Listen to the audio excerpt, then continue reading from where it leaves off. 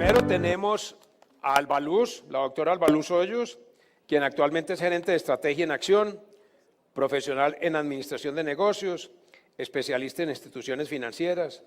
Como bien saben, perteneció a la Junta de Interbolsa y tiene una experiencia interesante para compartir con nosotros. Tiene más de 25 años en el sector financiero, en cargos directivos relacionados con el manejo de la política y liquidez, responsabilidad total por el fondeo de la entidad financiera, operaciones de tesorería en moneda nacional y extranjera y amplia experiencia en la creación y desarrollo del área de tesorería.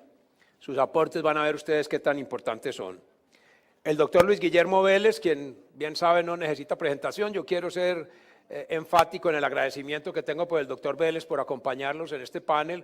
Este tema lo empezamos a trabajar hace unos 5 meses, pero su institución nunca sabe cuál va a ser la pirámide del día. Entonces, ustedes ya vieron los periódicos, él pues, estaba asediado por la prensa, y no solo asediado por la prensa, sino tomando determinaciones drásticas con nosotros. Les ganamos a Egipto en construcción de pirámides y él le toca entrar al control de la ingeniería civil de esas pirámides, y ahora estuvo en acción esta mañana. Muchas gracias al doctor Luis Guillermo, quien, como ustedes saben, es superintendente de sociedades, abogado de la Universidad de los Andes, es especialista en políticas públicas de la Universidad de Georgetown en Washington, máster en Business Administration del Instituto Panamericano de Dirección de Empresas en Ciudad de México. En el sector público, el doctor Vélez se desempeñó como viceministro de Defensa de Colombia entre el 95 y el 96 y también fue cónsul general de Colombia en México.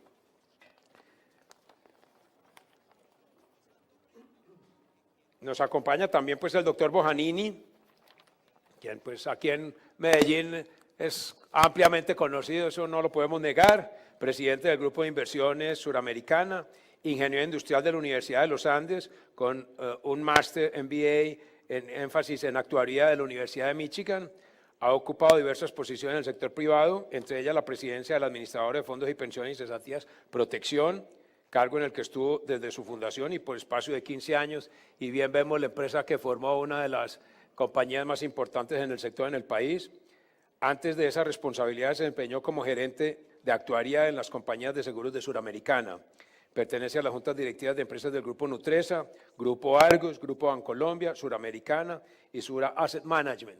La experiencia del doctor David, se los puedo adelantar, va a ser muy importante pues, para este foro. Nos acompaña también el doctor Jaime Humberto López, que como ustedes saben es de ancestro paisa, se nos fue a vivir a Bogotá hace mucho tiempo, pero él viene con gusto a Medellín, pertenece a varias juntas de Medellín igualmente, de compañías acá en Medellín. Actualmente se desempeña como presidente de Asobolsa, estudió en Lowell University, Massachusetts, ingeniería mecánica y también tomó un MBA en la Universidad de AFIT aquí en Medellín. Tiene una experiencia como profesor en la Universidad de AFIT también, fue profesor también de Economic Engineering, ha sido miembro de juntas directivas como Citibank, Sura Asset Management Suramericana y de Arquitectos e Ingenieros Asociados, que les adelanto que aquí tenemos una participación importante de la Junta Directiva de Arquitectos e Ingenieros Asociados, lo cual nos da pues mucho gusto que vengan a acompañarnos en estos temas. Igualmente nos acompaña el doctor Mauricio Rosillo. El doctor Mauricio tiene una experticia fundamental en esta área. Él fue también regulador mucho tiempo y le tocó desarrollar una ley que ya mencionamos en la charla con Frank, que es la Ley 964, que el gobierno colombiano expidió en el 2005, que es la ley que regula las compañías en bolsa y estableció temas tan importantes como la obligatoriedad de tener un comité de auditoría a nivel de junta directiva y otros temas que espero que con Mauricio discutiremos más adelante. Él es abogado de la Universidad Javeriana con especialización en legislación financiera de la Universidad de los Andes, maestría en Derecho Económico en la Universidad de Georgia, Estados Unidos, y cursos de posgrado en Yale, Harvard y Northwestern and Wharton. Vicepresidente jurídico y secretario general de Bancolombia, ha sido superintendente de Economía Solidaria, director general de Regulación Financiera del Ministerio de Hacienda y Crédito Público, rector del Mercado de la Bolsa de Valores de Colombia y presidente del Autorregulador del Mercado de Valores, miembro de varias juntas directivas del sector financiero público y privado. Es profesor de las Universidades de los Andes y Javeriana y director del posgrado de Derecho del Mercado de Capitales en esta última universidad y columnista de ámbito jurídico. Yo le ruego un aplauso para un panel tan selecto como el que tenemos hoy.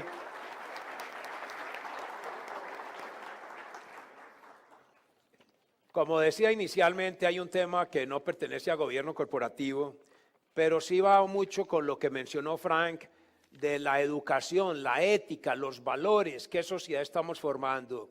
Y hemos visto, quienes vieron la revista Semana, que dedicó una parte especial hace una semana al tema de educación. Yo le rogaría a David que nos salgamos 5 minuticos del tema de gobierno corporativo, pues insisto, si queremos una sociedad mejor y no tenemos un cambio radical en lo que tenemos en educación, no lo vamos a lograr. Tenemos el aporte que nos ha hecho Frank.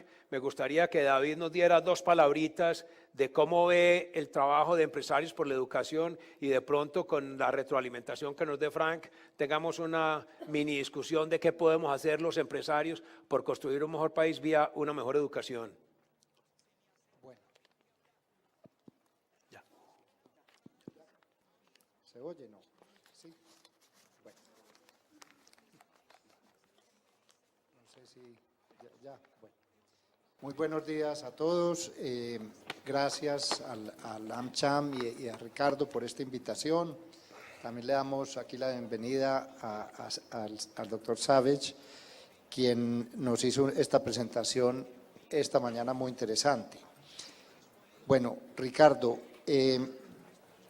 hablar de educación nos tomaría más de la hora y media que tenemos aquí para este panel.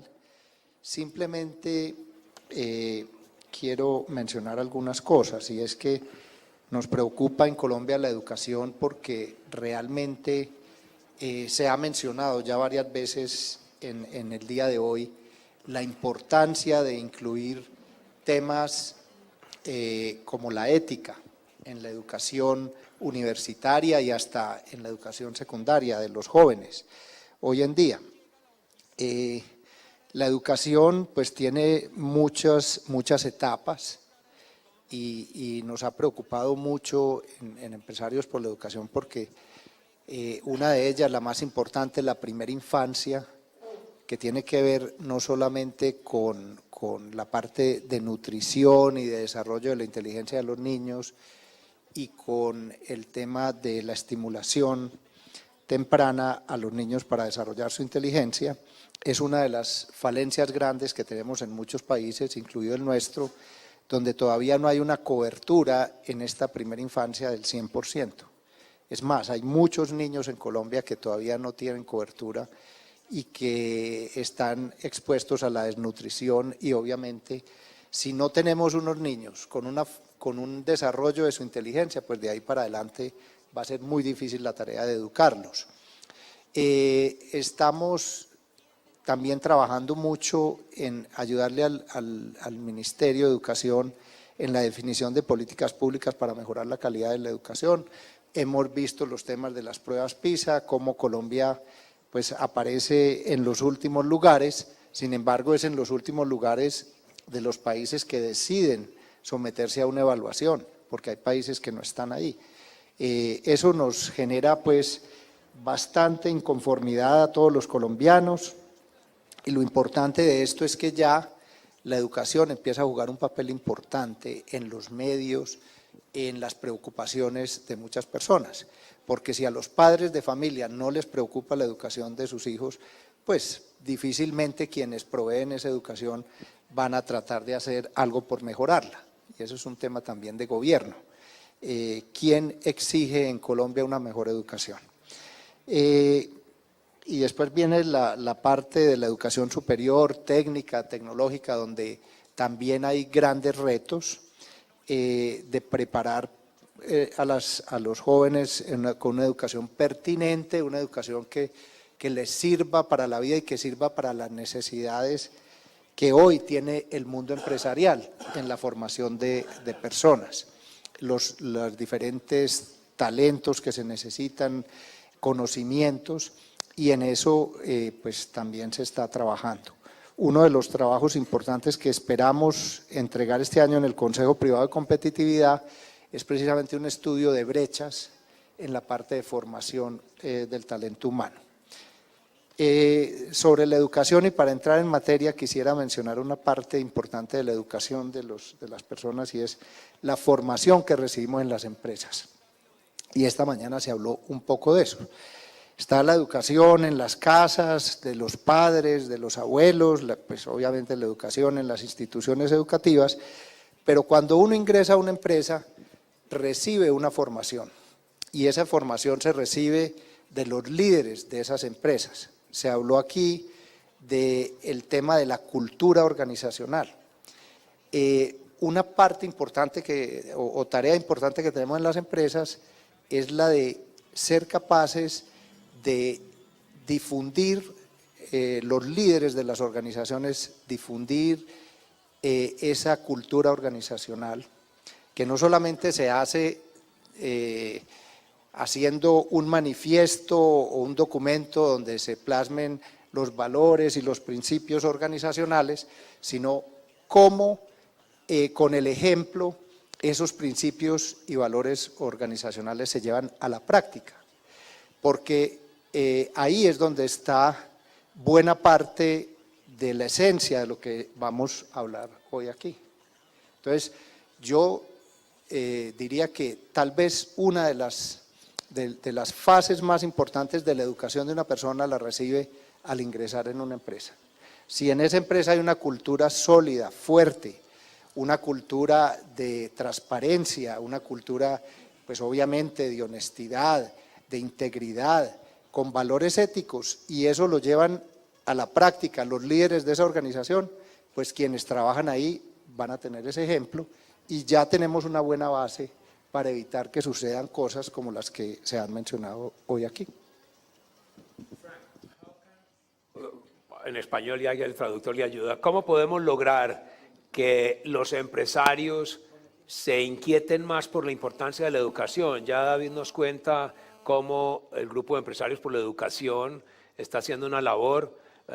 Para mi gusto, es un grupo reducido aún de empresarios que están en Empresarios por la Educación. Yo quisiera ver un volumen mucho mayor de empresarios en tal actividad. Yo noto en Estados Unidos una gran preocupación. El presidente Obama, en cada uno de los discursos de la nación de los últimos 4 años, la educación es uno de los centros fundamentales del discurso a la nación, que es la comunicación más importante del presidente al pueblo americano. Siempre hace énfasis en la educación. ¿Qué podemos hacer nosotros para que hagamos más conciencia de la importancia de la educación a nivel de empresarios, que es el auditorio que tenemos? Claro que sí, muchas gracias por sus comentarios, creo que dan justo en el punto, y yo creo que nuevamente esto viene desde arriba. Como usted mencionó, el presidente Barack Obama habla mucho sobre estos temas de educación, y los líderes empresariales tienen que hablar de la importancia de educación. Cada vez más y más de nuestros líderes en Estados Unidos están entendiendo que es la responsabilidad de ellos promover la educación de manera que podamos tener personas en el futuro y en el presente que sean capaces y puedan mantenernos competitivos en el mercado global. Y estamos encontrando problemas sobre todo en el área de ciencia y tecnología, ese tipo de habilidades técnicas. Estamos rezagándonos, quedándonos atrás, y eso en última instancia va a afectar nuestra posición competitiva en el mundo. Entonces las compañías, los empresarios que tienen visión, claramente entienden que es de su responsabilidad crear más oportunidad para sus empleados, incluso a apoyar universidades y escuelas técnicas, y están bajando incluso un poco más aguas abajo, a los bachilleratos inclusive. Hay mucha preocupación sobre los bachilleratos, incluso primarias en Estados Unidos, porque yo me acuerdo que cuando era educación segregada, que a mí me tocó negros y blancos separados, había profesores excelentes, desde grado 1 hasta grado 12, tuve profesores fabulosos y nos enseñaban lo básico de escribir, leer y aritmética, y esas 3 cosas fundamentales son vitales porque son los bloques constituyentes, pero se necesita liderazgo iluminado, entender esta base, y no es solo liderazgo del gobierno, tiene que venir del sector privado también. Y entrando al meollo del asunto de la cultura, no mucho que decirle sobre cultura, porque siento que la cultura nos corresponde a nosotros, los líderes del mundo empresarial, construir la cultura y fijar el ejemplo desde arriba. hay que mirar desde arriba porque el líder de la empresa, si no fija un ejemplo, sería problemático, pero si fija el ejemplo hay que reforzarlo y reforzar más y más en las compañías americanas, particularmente a raíz de todos estos escándalos. Cada vez más compañías están dándole más énfasis a enseñar ética, no ética en el sentido filosófico, sino cómo comportarse en una empresa y en el trabajo. Muchas veces con los accionistas no tratar de poner antes o como más importante la avaricia y el dinero que los accionistas. Eso es lo que pasó en las crisis del 2007, 2008. El problema fundamental era no tanto el problema hipotecario, aunque sabemos que muchas hipotecas se le dieron a personas que no podían pagarlas, pero el problema de fondo fue exagerado, que las calificadoras de riesgo permitieron en bancas de inversión y empresas que las convencieron de que si tenían esta versión esotérica o estructura esotérica de repartición de riesgo, podían asumir 1000 préstamos malos de malísima calidad, y se ponían 1000, la probabilidad de ellos de salir malos se reducía. Eso fue un espejismo y permitió que las calificadoras dieran el sello de aprobación, y resulta que eso no fue el caso, ya hoy lo sabemos. Entonces sabemos que todas estas cosas son importantes para construir la cultura de empresas, y quiero reiterar 100% de acuerdo que la educación es absolutamente esencial. Más adelante vamos a volver sobre el tema de cultura, queda mucho con educación. Entonces vamos entrando un poquito en materia. Alba Luz, tú tuviste una experiencia difícil, entraste a una empresa que sin tú saber tuvo unas consecuencias para ti personales difíciles de enfrentar. Con esa experiencia, ¿crees que un miembro de junta debe hacer una especie de due diligence antes de entrar a una compañía? ¿Qué debe saber un miembro de junta antes de aceptar una junta directiva? Ricardo, sí, yo creo que cuando uno va a entrar a una junta directiva siempre tiene la obligación de hacer un análisis detallado de la empresa, y más que de la empresa, de sus accionistas y sus administradores, porque en última instancia todo lo que estamos hablando aquí de cultura viene desde esas bases. Entonces uno tiene que saber muy bien a la compañía que está entrando, qué clase de gente es la que maneja esa compañía, qué clase de socios y qué filosofía tienen esos socios para desarrollar los negocios. Uno no puede dejar ningún detalle suelto, tiene que ir a profundidad de su análisis, pero como decía ayer, uno no puede traicionar un sentido muy importante que se llama la intuición. Yo no viví una experiencia tan dolorosa como la de Frank, porque acababa de llegar a Interbolsa Holding, yo no hacía parte de la junta directiva de la comisionista de bolsa, era en la compañía Holding, pero de todas maneras es un trance complicado que uno tiene pues que saber manejar. Y creo que lo que me falló fue la intuición. Yo soy cultura sindicato, como decía aquí el jefe. Trabajé muchos años en el sindicato y tengo una cultura muy arraigada en la ética y los valores. Y creo que cuando uno entra y empieza a ver ciertas cosas y a detectar ciertas cosas, o desde afuera las nota, uno no puede traicionar ese sentido. Yo no estaba en Interbolsa por mi gusto, si hubiera sido por mi gusto jamás hubiera entrado, porque no eran personas que me dieran credibilidad, pero estaba haciendo un favor a compañías que para mí son importantes y tenía que atender ese llamado. Y creo que hoy, pues, mal que bien, tengo una muy buena experiencia de todo lo que allí viví. Y puedo contar hoy con tranquilidad mi historia, porque algo que sí hice en vista de que mi intuición me decía desde hacía mucho rato que no me gustaban, es que dejé plasmado en las actas de junta directiva todas mis opiniones y todo lo que yo pensaba de lo que no estaba funcionando bien dentro de la compañía. Y como les conté ayer, para los que son miembros de junta directiva y no se lo conocen, yo me lo aprendí muy bien. La ley 222 es muy clara hasta dónde van tus responsabilidades como miembro de junta directiva. Y uno no tiene responsabilidades como miembro de junta directiva cuando no está de acuerdo, cuando no vota a favor y cuando no permite que se hagan cosas dentro de una compañía y deja plasmado en las actas de junta directiva que no está de acuerdo.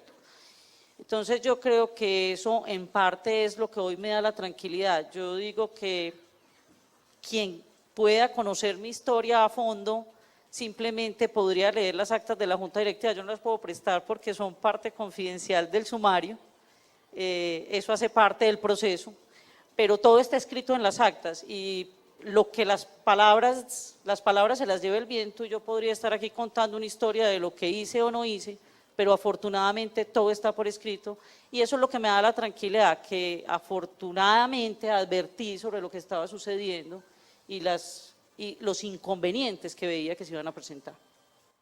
Luis Guillermo, como vimos con Frank, después de Enron y toda esta debacle del 2001-2002, ha habido una importante evolución en la manera como las juntas directivas funcionan en Estados Unidos. El director, el miembro de junta tiene mayores responsabilidades, llega mejor informado, se han creado nuevos instrumentos. Los comités de junta se han vuelto un tema predominante en las juntas directivas en Estados Unidos. Hablamos del comité de auditoría, hay otros muchos comités que más adelante mencionaremos. Entonces uno nota pues unas enseñanzas importantes. ¿Sacaremos nosotros enseñanzas de las experiencias como lo de Interbolsa? Efectivamente, uno espera que de esto algo bueno salga. El día de ayer hablábamos que existe una presión muy grande de la opinión pública para que haya más regulación. La gente espera que la lección de todo esto sea que se regule más el mercado. Y lo que uno encuentra es que en Colombia cada vez que pasa algo de esto, pues hay más regulación. En el año 82 hubo más regulación financiera, en el año 99 hubo más regulación financiera, en el año 2008 con las pirámides más regulación. Y eso todo está pasando no porque falte regulación, sino a pesar de la regulación. Entonces, yo tengo una posición un poco ortodoxa, un poco, digamos, heterodoxa más bien. En esta materia yo considero que no debemos pensar en más regulación.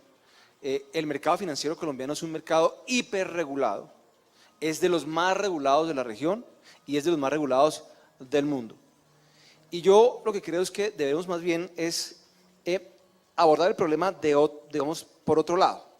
Cuando uno regula más, uno le genera costos a la mayoría de empresarios que obran de buena fe. No sanciona uno a las manzanas podridas, sino que le genera costos a la mayoría de gente que obra de buena fe. Y yo abordaría las lecciones de Interbolsa por otros lados. Yo diría que aquí lo primero que toca hacer es un tema de pedagogía al inversionista. La gente debe saber que invertir en un activo financiero, invertir en la bolsa es riesgoso. Y que si quiere un rendimiento del 8, 9, 10, 12%, eso implica riesgos. Ese rendimiento es porque es riesgoso. Si usted no quiere asumir riesgos, invierta en un CDT del Banco de Colombia, en un CDT del Banco de Bogotá, garantizado por el Fondo de Garantías Financieras. Pero si usted quiere unos mejores rendimientos, entienda que puede perder su dinero y lo puede perder totalmente. Usted no debe invertir su pensión, sus ahorros, digamos, para subsistencia en activos que tengan riesgo. Y cualquier activo que tenga un rendimiento, digamos, superior a, en este momento en Colombia, al 2-3%, implica un riesgo mayor. Lo segundo, aplicar las leyes que hay. Tenemos un régimen de responsabilidad de administradores, como dijo Albaluz, que es tal vez de los más severos que hay en la región. En Colombia se considera que un miembro de junta directiva es un administrador de la empresa. Le genera una responsabilidad, inclusive presunciones de responsabilidad, como si manejara la empresa en el día a día. La ley no hace ese tipo de distinción. La ley consigna, por ejemplo, la acción social de responsabilidad. La consigna desde hace casi 20 años, en la ley 222 del año 95. ¿Cuántos procesos de responsabilidad social empresarial se han fallado? ¿Cuántos en 20 años? Una acción para ser responsables a los administradores de lo que pasa en la empresa. En 20 años. ¿Cuántos? ¿Alguien sabe aquí? Levante la mano. Ninguno. Cero en 20 años. Entonces no es que falten leyes, es que las leyes no tienen aplicación. Y tercero, yo creo que hay que fortalecer la autorregulación. Aquí tenemos que generar una cultura de los sapos. Una cultura de los sapos. Aquí muchas veces la gente que está en el mercado o una actividad empresarial sabe que su colega, que su competidor, que el vecino está haciendo cosas irregulares. Y la gente dice, ah, no, eso es problema de él. Él verá. Yo no soy sapo. Él verá. El competidor verá. Pues lo que hace el vecino, lo que hace el competidor, lo que hace el colega, eventualmente a él le puede generar responsabilidad, pero va a tener consecuencias sobre toda la actividad, sobre lo que yo hago. Yo tengo el deber, la obligación de salir y decir, eso que está haciendo él, mi vecino, mi colega, mi competidor, eso está mal, porque las consecuencias de no hacerlo son muy grandes para todos. Ya Jorge Humberto nos va a contar que, Jaime Humberto, perdón, que el impacto de la caída de Interbolsa ha sido enorme sobre todo el mercado financiero y las comisionistas de bolsa. Entonces, debemos generar, creo yo, como una lección, la cultura del sapo, de salir a levantar la mano cuando alguien vea que algo está ocurriendo mal y que exista un control social, un control del gremio, un control de la actividad, un control que no sea necesariamente el estatal, el que viene e impone a la fuerza, sino que ese sea de segundo, digamos, de segundo orden, sea subsidiario, pero tiene que haber un control que se derive de una mejor cultura empresarial. David, es un poco prematuro, por tu opinión, ¿sacaremos enseñanzas de Interbolsa? A mí no me cabe duda de que hay muchas enseñanzas y estoy muy de acuerdo con lo que acaba de mencionar el superintendente sobre el tema de regulación. Es que no es que se necesite más regulación. Mire, en estos días estábamos discutiendo un caso de otra industria. Alguien que está en la minería formal se quejaba de la dificultad que hay hoy para conseguir un permiso para poder hacer minería formal. Eso es lo más complicado del mundo. Y dice, yo llevo años tratando de que me den las licencias ambientales, etcétera, etcétera. Pero, por otro lado, llega un señor con una retroexcavadora y empieza a destruir el medio ambiente y a hacer lo que quiera, sin ningún tipo de permisos. O sea, entonces, el que no quiere cumplir la regulación, si no hay un ejercicio de la ejecución, o sea, hacer cumplir las normas, pues no hay regulación que valga. Y entonces la gente decía, pero entonces ¿por qué no tenemos una reglamentación especial para eso? La tenemos, lo que pasa es que no hay quien la haga cumplir. No diría yo este caso pues en el sector financiero donde ha habido sanciones. Aquí hay muchas lecciones. Mire, una de las que a mí más me preocupa es que la sociedad en general premia algunas veces la audacia y algunos empresarios que toman riesgos exagerados mientras las cosas les salen bien son pues digamos personas muy destacadas, personas que pues casi que los premian por obtener unos resultados muy buenos. Y lo que la sociedad castiga es cuando se llega al fracaso, no el haber tomado unos riesgos exagerados, no el no haber tenido los suficientes, digamos, controles para evitar que eso sucediera.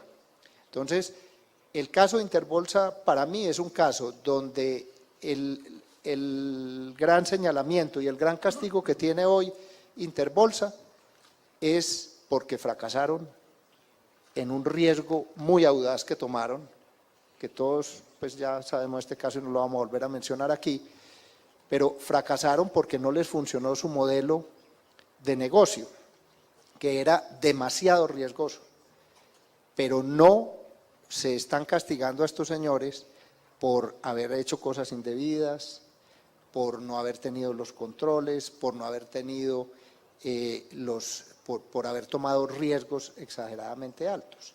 Entonces, ahí para mí hay una lección, hay muchas más y no quiero tomarme la palabra a todos porque aquí tengo mis colegas que también quieren hablar, pero para mí es una lección importante.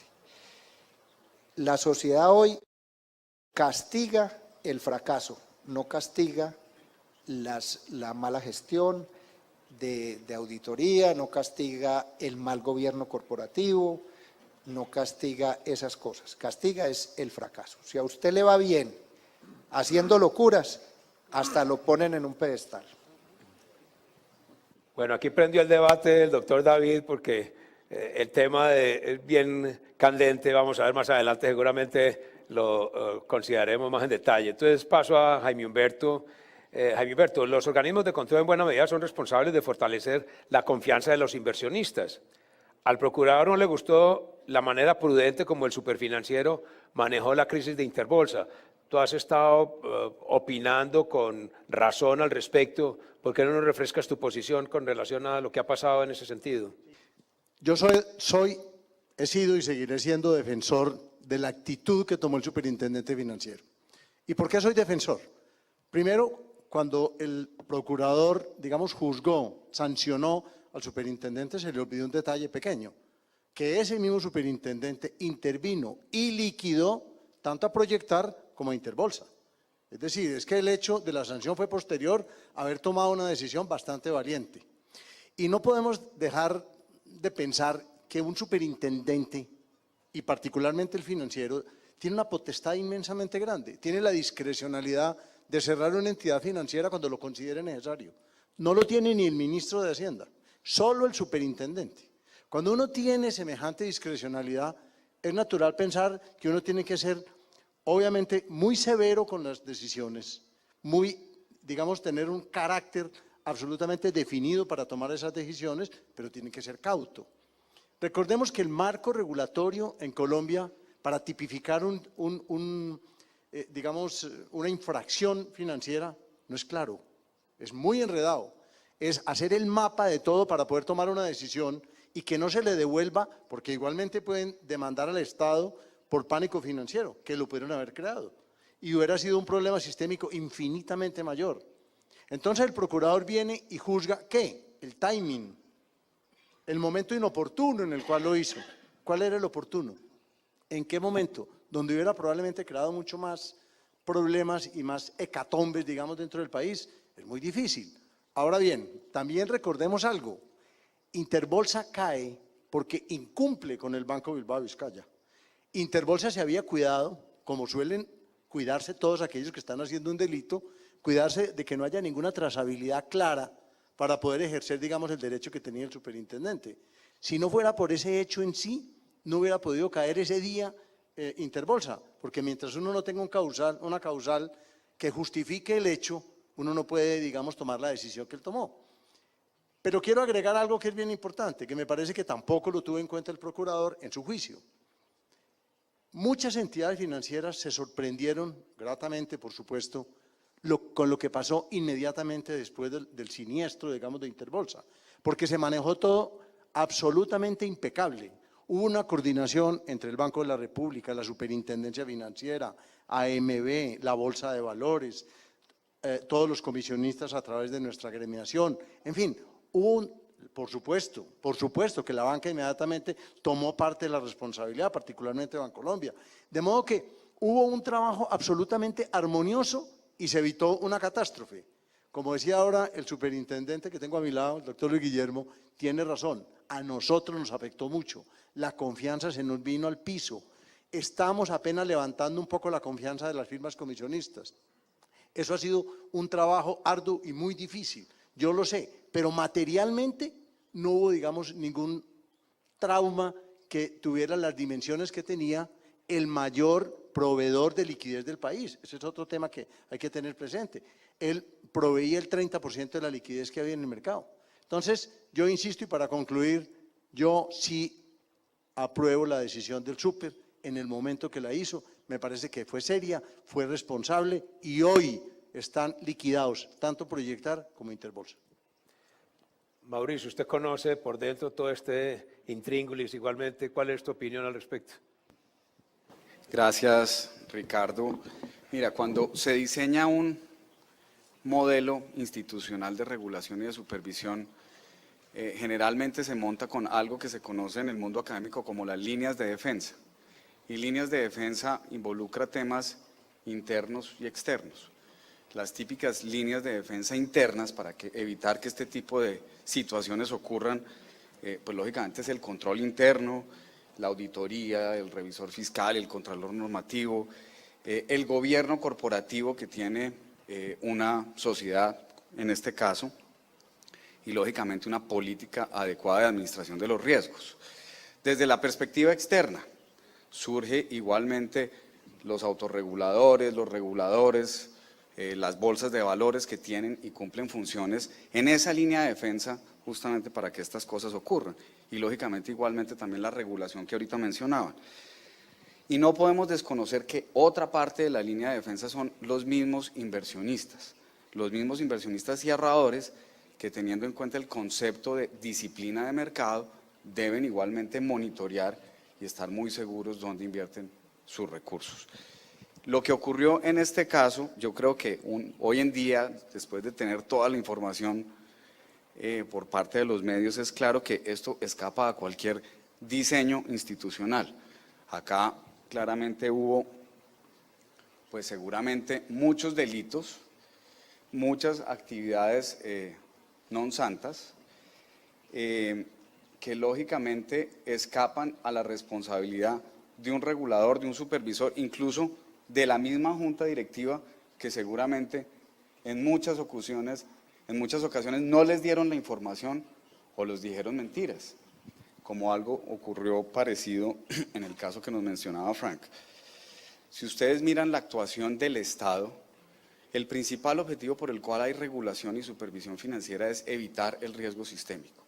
Ese es el principal objetivo que hay en los parámetros internacionales como Basilea, como IOSCO. Y eso efectivamente se hizo. Se evitó un riesgo sistémico con la actuación que ahorita claramente comentaban. ¿Que se ha podido hacer antes o después? Pues estamos en un Estado de Derecho donde muchas de las facultades regladas que tienen estos funcionarios están establecidas claramente en la ley y solo pueden tomar esas decisiones cuando se cumpla una de esas causales. Y lógicamente pues esto es incluso algo que escapa a ese concepto de policía administrativa que le corresponde, por ejemplo, a la Superintendencia Financiera, o en su caso igualmente a la Superintendencia de Sociedades, y es un tema que ya tiñe en lo penal, donde aparece otro actor del Estado, en este caso, pues los competentes en materia penal como la Fiscalía General de la Nación. De hecho, en ese entonces no existía, como acaba de crearse hace alrededor de un mes, un área dentro de la Fiscalía que se encarga, una policía especial para el tema penal y económico, para el tema, perdón, financiero y económico. Eso en ese momento no existía. Entonces también, digamos acá, algo que es típicamente administrativo, fíjense ustedes cómo se vuelve un tema totalmente penal.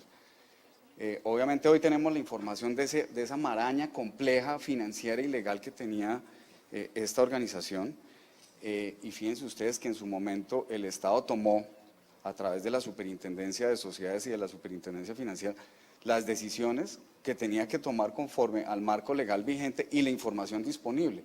Entre otras cosas, yo creo que fueron bastante audaces en tomar en ese momento esa decisión, porque no existía toda la información que hoy en día tenemos. Y simplemente para poner algo como en justas proporciones, el problema de Interbolsa, por más doloroso que haya sido, pues es un problema del orden de 500.000 millones de pesos. A la Superintendencia Financiera le corresponde vigilar 90 billones de pesos en activos que hay en el sector. Entonces, lógicamente, desconcentrar la función de supervisión en la actualidad es supremamente peligroso. Lógicamente, decisiones como esta de la Procuraduría que se está revisando, en caso, digamos, de reafirmarse, tendría unos efectos, a mi juicio, realmente desastrosos para el sector, porque entre otras cosas implica que la supervisión se vuelve de resultado, implica que va a haber una sobreregulación de absolutamente todas las actividades financieras. ¿Cómo actuaría cualquier supervisor de turno frente a una situación en el mercado? Siempre va a tomar una decisión supremamente reactiva y seguramente eso va a acabar con el desarrollo de los mercados financieros y de valores. Entonces, considero que es importante poner esto en sus justas proporciones y lógicamente creo que la responsabilidad debe centrarse en quienes cometieron esas actividades muchas veces que lógicamente se meten con temas penales y no en el diseño institucional que creo que como actores del mercado tenemos es que mirar cómo se fortalece y cómo se mejora y cómo se aprenden lecciones de esta desagradable situación. Si ustedes recuerdan, en los 90 el presidente Gaviria invitó a Monitor, presidente en esa época por el bien conocido Michael Porter, y una de las recomendaciones que nos dieron era que faltaba en Colombia más prensa económica, no teníamos suficiente capacidad de análisis y de registro de los fenómenos económicos que pasaban en el país. De allí nació Portafolio, Dinero, y mucha prensa económica pues se fue especializando. Ha habido un aprendizaje importante. Aquí está pues nuestro amigo Francisco Javier Arias, que ustedes bien lo conocen, que era editor económico del Colombiano y ahora está independiente haciendo una gran labor. Y la prensa económica sin duda en Colombia ha hecho una importante evolución, pero si uno compara lo que hacemos en nuestra prensa económica con lo que hace Estados Unidos, hay una divergencia o hay un abismo enorme. Y lo digo por ejemplos tan sencillos como el siguiente. Enron, no solo está el libro de Frank, un libro muy bien documentado, como él decía, con 2 capítulos muy asertivos sobre lo que pasó en Enron y sus impresiones al respecto, sino que 2 reporteros económicos de la revista Fortune, analizando el caso de Enron, pidieron un permiso a la revista y se dedicaron 2 años exclusivamente a estudiar todos los fenómenos de Enron, con entrevistas personales, un libro sumamente bien documentado que se convirtió en una película que muchos de ustedes pueden haber visto, que se llamaba The Smartest Guys in the Room, un libro excelente y uno ve que cada fenómeno que ocurre de este sentido en Estados Unidos, pues es estudiado en detalle y se comunica a la sociedad para que la sociedad aprenda.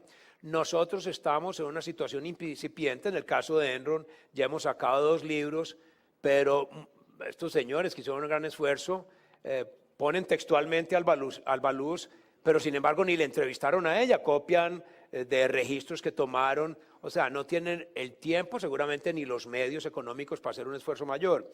Pero digamos que con esa base de esos libros hay un conocimiento incipiente de lo que registraba, lo que pasó en Enron. Uno de esos libros se llama ¿Quién se llevó el dinero de Interbolsa? Allí se explica cómo Albaluz solicitó información sobre los repos de Interbolsa y la misma no se la querían entregar e incluso no le revelaron a Albaluz los dueños de esos repos de Interbolsa. Entonces yo le preguntaría a Albaluz, ¿qué debía hacer un miembro de junta directiva cuando pide una información de su interés y no se la dan?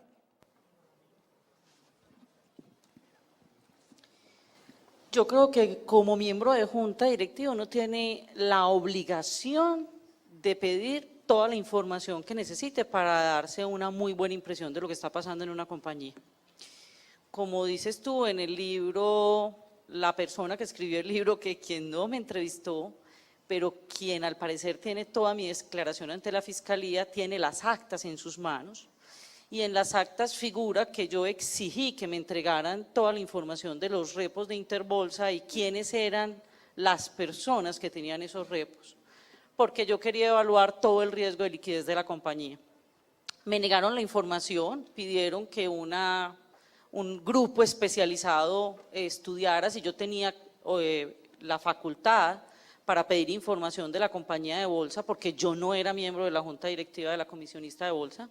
Sin embargo, yo les dije que pues siendo miembro de junta de la holding tenía que supervisar todos los activos de la compañía y me entregaron la información, efectivamente me dijeron el cliente A, B, C, D y E. Yo me sentí tremendamente mal en la Junta, dejé asentado en las actas de Junta que no estaba de acuerdo que no se me entregara información, que se ocultara información a la Junta Directiva y que no me parecía que eso se pudiera revelar de esa forma. Todo está allí escrito.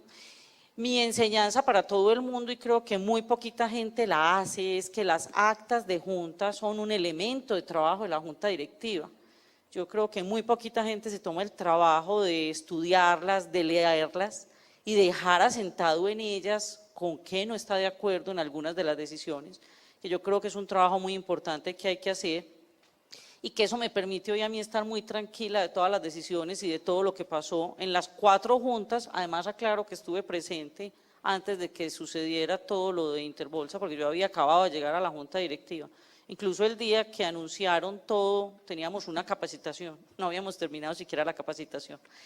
Entonces yo creo que lo más importante es, las actas de Junta son una herramienta de trabajo de la Junta Directiva y uno tiene que dejar asentado en ellas todas las discusiones y especialmente todo con lo que no está de acuerdo, porque serán el elemento de defensa el día que uno tenga un problema. Uno nunca sabe dónde estallan los problemas. Yo jamás creí que iba a estallar un problema como el que estalló en Interbolsa a la velocidad que estalló. De pronto sí hubiera pensado que podía estallar algo, pero no a la velocidad que estalló. Entonces yo creo que eso es lo más importante. Todo tiene que quedaros por escrito y hay que exigir que se le entregue a uno la información como miembro de Junta Directiva. Los 2 principales ejecutivos de Enron terminaron en la cárcel como consecuencia de los malos manejos que hicieron. El Skilling, que fue presidente, y Fasto, que era el vicepresidente financiero. El presidente y fundador, Ken Lay, ya vimos, murió de un infarto cuando estaba con su señor esquiando en Aspen, antes de que fallaran sentencia contra él inclusive. Aquí igualmente varios empresarios y ejecutivos relacionados con la crisis de Interbolsa están en la cárcel. Doctor David, ¿es suficiente esto para darle confianza a la comunidad inversionista? ¿Necesita la comunidad inversionista cadáveres para ver que se puede invertir allá? Bueno, a ver, voy a decirle pues mi percepción sobre esto.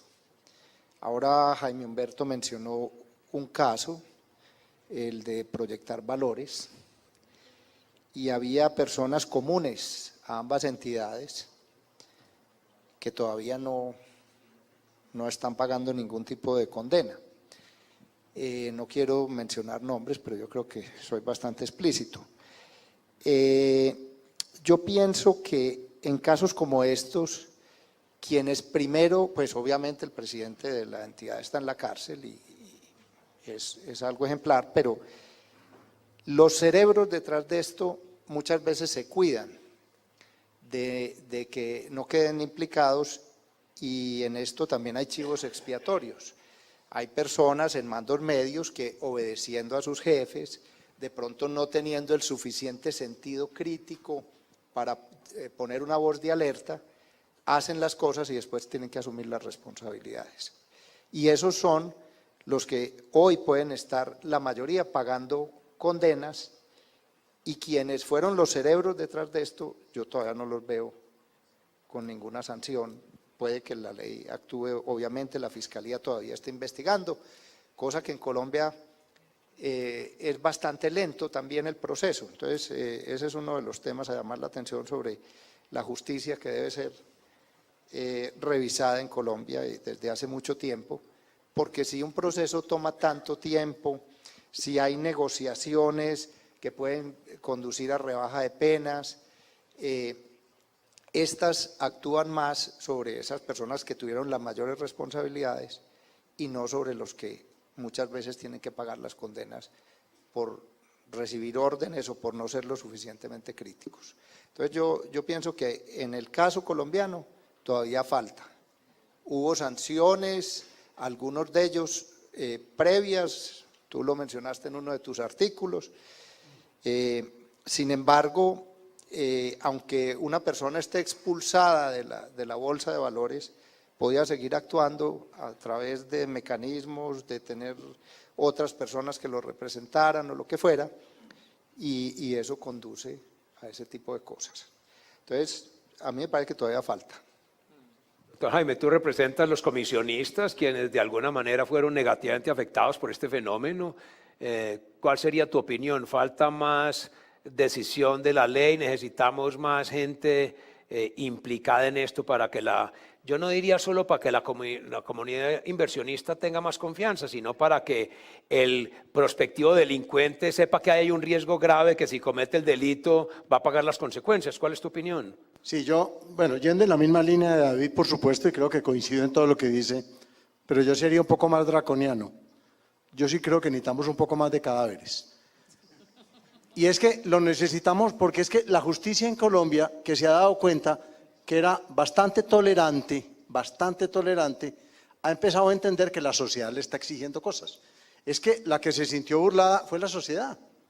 La sociedad dijo, pero por Dios, si había rumores, si había, digamos, muchos hechos que ya deberían haber sido castigados, ¿por qué vuelve y pasa? Primero, proyectar es simplemente el segundo episodio, Interbolsa es el segundo episodio de proyectar. Y yo les hago una pregunta. Ahora decía, el doctor David decía, yo omito nombres en proyectar. Es que de pronto es difícil encontrarlos. Es que si uno le dicen, diga 2 nombres de Interbolsa, todos en coro los decimos y en el orden que es. Pero uno dígame 2 nombres de proyectar, ¿dónde están? ¿Quiénes eran? Y si nosotros nos vamos a la historia de proyectar, que además tiene, digamos, una raíz muy fuerte en Medellín, recordemos que Proyector nace de una firma comisionista de aquí nuestra, quien la estructuró, la compró, la planeó, era el enmascarado de plata. No existen. Cuando una persona o un grupo de personas crea una sociedad, un contrato, una escritura, y se empeña más y le gasta mucho más tiempo y, digamos, más materia gris a ver cómo se esconde, que cómo va a ser la misma sociedad. Yo me pregunto, ¿estará pensando bien? Es que cuando uno hace una sociedad familiar, pone la señora y los hijos y uno no se esconde, uno dice aquí estoy, y aquí estoy con todas las responsabilidades que ello conlleva. No, las sociedades de estos señores a las cuales se refería David, que también me voy a omitir los nombres, pero se cae de su peso quiénes son, no se han ocupado en la vida sino de esconderse, para poder hacer lo que les da la gana. Entonces sí falta mucho más severidad. Entiendo perfectamente que el marco regulatorio no se presta para tipificar crímenes, digamos, o delitos financieros como quisiéramos, pero naturalmente que el daño fue inmensamente grande y hay que pagar por él. Ayer lo decía yo en algún momento de la charla, una cosa que quiero repetir. Yo quiero hablar de la impunidad, porque la impunidad en Colombia ha sido un catalizador tremendo. Es que cuando uno gana tanta plata y el castigo es tan leve, pues naturalmente que uno está estimulado a seguir haciéndolo. Tal vez adelantándome alguna pregunta posterior, voy a mencionar esto. Hace algunos años sancionaron a Interbolsa por un hecho muy delicado como hecho, probablemente, digamos, no tan material desde el punto de vista económico, pero muy grave el hecho. Es decir, yo coger las acciones mías y hacer lo que le da la gana sin permiso mío, pues cosas de ese estilo son muy graves. Pues resulta que les pusieron una sanción leve, ridícula. 2 o 3 días de sanción el 28 de diciembre, cuando todos estábamos cantando villancicos. ¿Qué pasó? Pues que nadie se dio cuenta de la sanción. Todo lo que ocurrió en Interbolsa para conseguir recursos suficientes para las compras se hicieron con el mismo delito, que si se hubiera sancionado con la severidad que se deben sancionar, no se hubiera repetido. Entonces yo sí creo que hace falta cada vez. Superintendente, usted me imagino que tiene muchas cosas para decir, cuéntenos. Gracias, Ricardo. Cuando se habla de justicia, hay que hacer una distinción. Está la justicia penal, que será la de los cadáveres que ustedes están demandando, y la justicia civil, son cosas diferentes. Quizás meter a la cárcel a unas personas no le recupere la plata a la señora viuda que la tuvo perdida en un incidente de estos, o al huérfano que vivía de los ahorros que le habían dejado sus padres, o al pensionado que vivía de sus ahorros. Entonces hay una justicia penal y una justicia civil. En materia de justicia civil hay que circunscribirse al caso de la liquidación de estas compañías y de la intervención del caso, digamos, de un apéndice que estaba domiciliado en un paraíso fiscal extranjero. Interbolsa administraba 9 billones de pesos. El dinero en riesgo actualmente está entre los 500.000 millones y los 700.000 millones de pesos. Es menos del 10% del dinero administrado. Se evitó, como ya lo dijimos, un contagio al resto del sistema financiero, particularmente a las comisionistas de bolsa no bancarizadas, que hubiera sido realmente catastrófico. Entonces, creo que ya tenemos ahí un elemento para considerar. Estamos hablando de menos del 10% del dinero administrado por la compañía. Y ese dinero está concentrado en una serie de operaciones, una serie de activos, una serie, digamos, de componentes del grupo empresarial, como la holding, como algunas carteras colectivas de la sociedad administradora de inversiones, y también el apéndice opaco, por no decir clandestino, que había en la compañía, que era el tema de premium. Según información que han dado los liquidadores, el señor interventor de esas compañías, en este momento van a haber inversionistas que en el caso, por ejemplo, de los TECs de Luxemburgo, van a poder recibir cerca del 100% eventualmente de su dinero.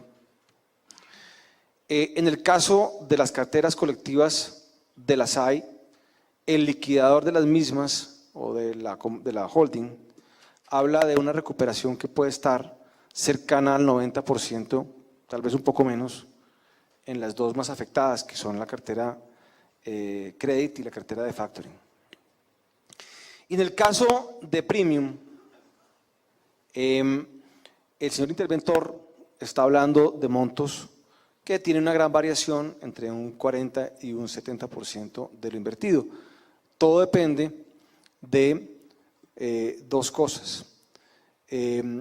Una, el precio de la acción de la compañía Fabricato, que representa la mayor parte de los activos que están en estas compañías. La superintendencia, junto con otro grupo de accionistas, ha trabajado muy activamente desde hace más de un año en conservar el valor de la compañía. Se ha recompuesto la junta directiva de la misma, se ha cambiado la administración. La compañía viene en una senda de estabilidad y, por qué no decirlo, de crecimiento, que viene siendo reconocida por el mercado. No tengo las cifras exactas ahora del valor de la acción, pero sé que cuando empezó la liquidación la acción estaba algo así como a 10 pesos por cada unidad. Y hoy en día no sé en qué esté, pero puede estar en 18 o en 20 pesos. De pronto más, de pronto menos. Se ha doblado de valor. Entonces se ha conservado un activo muy importante para estas liquidaciones. Y me voy a extender un poquitico en esto, si me permiten. Esto es tremendamente complicado. Estamos hablando de 5 o 6 jurisdicciones diferentes, algunas de ellas diseñadas para ser herméticas, para ser opacas, para ser difíciles. Esta gente, Interbolsa, operaba en Brasil, en Panamá, en los Estados Unidos, en Luxemburgo, a través de Premium operaba en Curazao, en Panamá también, y operaba también en los Estados Unidos. Se requiere de una muy compleja coordinación internacional, interinstitucional, para poder no solamente verificar a quién se le debe la plata, sino qué activos hay y poderlos recoger. Y lo otro es que a través de una muy efectiva acción de la superintendencia de sociedades, se ha logrado aprender buena parte del patrimonio personal de estas personas.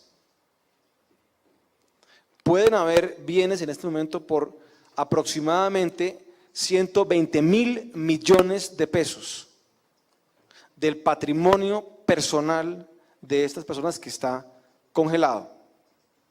Casas, fincas, yates, obras de arte, participaciones de empresas.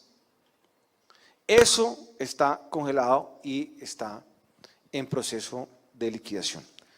Pero necesito que me regalen un minutico más porque yo quiero hacer el tema comparativo que me parece muy importante. Ustedes los reguladores se entusiasman. Los reguladores, los reguladores. Hablemos del tema comparativo. Y utilicemos 4 casos emblemáticos de los Estados Unidos, que tal vez es la jurisdicción más efectiva en todo esto. El caso de Enron que hemos estado hablando. La liquidación empezó en diciembre del 2001, concluyó en diciembre de 2004. El señor Ken Lay fue condenado en el año 2006, 5 años después de iniciar la liquidación. El señor Skilling fue condenado en el año 2006 a 25 años de cárcel. Él es tal vez la persona que más pena está pagando por esto. Según lo que nos ha contado Frank, el señor Fastow, que era el CFO, fue condenado también 5 años después, en el año 2006, a solamente 6 años de cárcel. En el caso de Enron. El caso de Madoff, 30 billones de dólares captados en un esquema Ponzi. El señor Madoff confiesa en el año 2008. Se le condena a él por virtud de la confesión. Inicia la liquidación. Han pasado 6 años. No se ha recuperado más del 20% de la pirámide de Madoff, a pesar de una acción muy efectiva de los liquidadores.